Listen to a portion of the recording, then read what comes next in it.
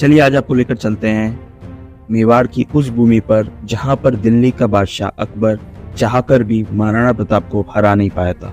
ये वो जगह है जहां पर भारत के वीर पुत्र महाराणा प्रताप को बचाने के लिए चेतक ने अपनी जान की बाजी लगा दी थी। तो चलते हैं उदयपुर सिटी से लगभग 40 से 45 किलोमीटर की दूरी पर चेतक समाधि और आपको बताएंगे महाराणा प्रताप के प्रिय घोड़े चेतक की कहानी। अभी भी मैं एंजॉय कर ही रहा हूँ। अकबर का था सेनापति मान वर्चस्व की लड़ाई। हाईवे पे जा रहे हैं। वो बहुत छोटे छोटे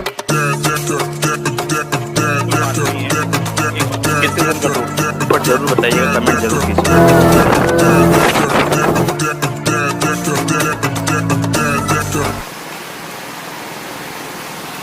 रण भी चौकड़ी भर भर कर चेतक बन गया निराला था, राणा के घोड़े से पड़ गया हवाओं का पाला था। नमस्कार दोस्तों, मैं हूं अमन सक्सेना। स्वागत करता हूं आपका अमन्स वे में। आज इस भूमि पे, इस ऐतिहासिक भूमि पे जो मैं आज खड़ा हूं, यहाँ टकराई थी महाराणा प्रताप और अकबर की सेनाएं आपस में। और ये जो पीछे देख रहे हैं आप, ये है चेतक स्मारक। आप जैसा कि सब जानते हैं, चेतक जो बहुत ही बहादुर घोड़ा था। वो कहते हैं ना, राणा की पुतली फिरी नहीं उससे पहले चेतक मुड़ जाता था। तो ये वही जगह है जहाँ पर चेतक शहीद हो गया था और उसकी स्मारक बनाई गई थी। अंदर चलिए और हिस्ट्री के फैक्ट्स बताता हूँ आपको मैं।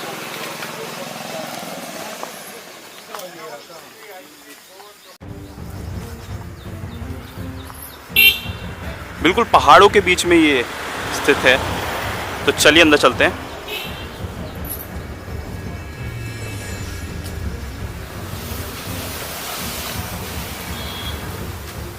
कहते हैं वैसे तो महाराणा प्रताप के पास कई घोड़े थे, लेकिन उनमें से सबसे प्रिय घोड़ा उनका चेतक था। चेतक जब युद्ध में दौड़ता था तो वो अपनी रफ्तार से अच्छों को चकमा दे देता था। ऐसा कहते हैं महाराणा प्रताप के इशारों पर ही चेतक रास्ता बदल देता था। कई इतिहासकार ऐसा बताते हैं कि चेतक इतना समझदार घोड़ा था कि वो आंखों के इशारों से ही समझ जाता था उसे युद्ध में अब क्या करना है। और ऐसा कहना गलत नहीं होगा कि पूरा युद्ध कैसे लड़ा जाता है, इसका ज्ञान चेतक को भी था। कहते हैं महाराणा प्रताप और चेतक की एक स्ट्रेटेजी होती थी। जब भी वो युद्ध में उतरते थे तब वो चेतक के आगे हाथी का मांस लगाकर युद्ध लड़ते थे, जिससे ये होता था कि जो दुश्मन सेना में हाथी होते थे वो कंफ्यूज हो जाते थे। उनको लगता था कि एलिफेंट का बेबी उनके सामने से आ रहा है, तो वो अटैक नहीं करते थे डायरेक्ट। जब 18 जून 1576 को हल्दी घाटी का युद्ध हुआ महाराणा प्रताप और अकबर के बीच, तब महाराणा प्रताप ने अपना घोड़ा चेतक के दोनों पांव मान सिंह के हाथी, जिसका नाम मर्दाना था, उसके ऊपर रख दिए और एक जोर से प्रहार किया भाला से मान सिंह के ऊपर। क्योंकि उस वक्त मान सिंह जो था वो अकबर की सेना का सेनापति था। अकबर स्वयं नहीं आया था इस युद्ध में, उसने मान सिंह को भेजा था। और जब उस हाथी से चेतक नीचे उतर रहा था तो हाथी की सूंड में लगी तलवार से उसका एक पैर कट गया था।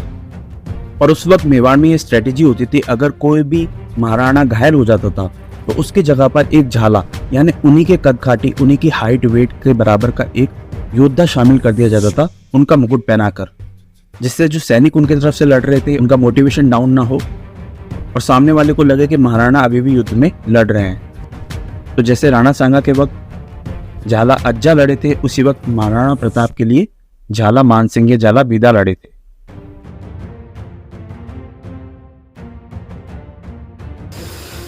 समाधि से पहले का शिव मंदिर है। हाँ जी, ये समाधि से पहले का शिव मंदिर है। राणा प्रताप पूजा करते थे यहाँ पर।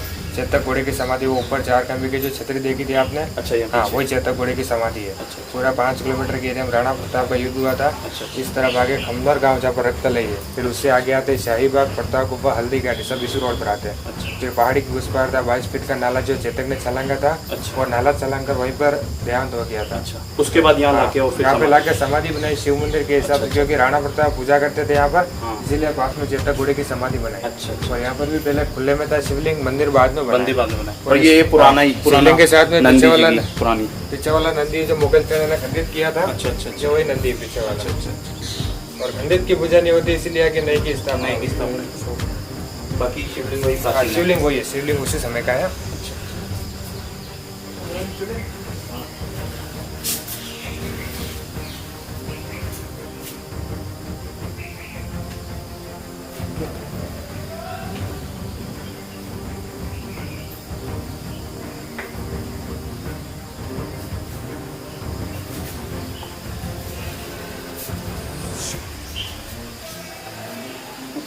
जो महाराणा प्रताप स्मारक बना रखा है वो वो राणा प्रताप का स्टैचू लगा रखा बड़ा स्टैचू लगा रखा है, हाँ वो।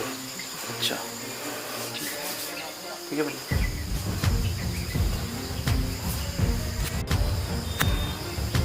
तो जैसा कि आपको अभी पंडित जी बता रहे थे कि जो चेतक घोड़ा था महाराणा प्रताप का, वो हल्दी घाटी में युद्ध से निकालते वक्त महाराणा प्रताप को भाल ले गया था और 22 फुट जो चौड़ा बरसाती नाला होता है उसको अपने स्वामी को बचाने के लिए वो तक कूद गया था चेतक, और उसको कूदने के बाद उसकी डेथ हो गई थी वहाँ पर जैसा कि जो शिवलिंग जी के हमने दर्शन किए अभी, शिवलिंग के, ये मंदिर में महाराणा प्रताप स्वयं पूजा करते थे, तो इसलिए महाराणा प्रताप ने वहाँ से चेतक को लाके, और यहाँ अभी आपको ऊपर दिखाएंगे, वहाँ उसकी स्मारक बना दी, छतरी, 4 छतरी की।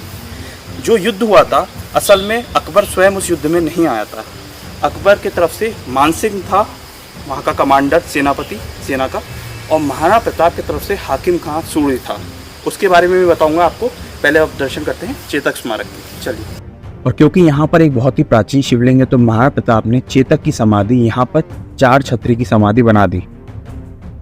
और आज तमाम लोग जो भी हल्दी घाटी देखने आते हैं, जो भी उदयपुर घूमने आते हैं, वो इस भूमि पर जरूर आते हैं, क्योंकि ये भूमि एक प्रूफ है चेतक की स्वामी भक्ति का।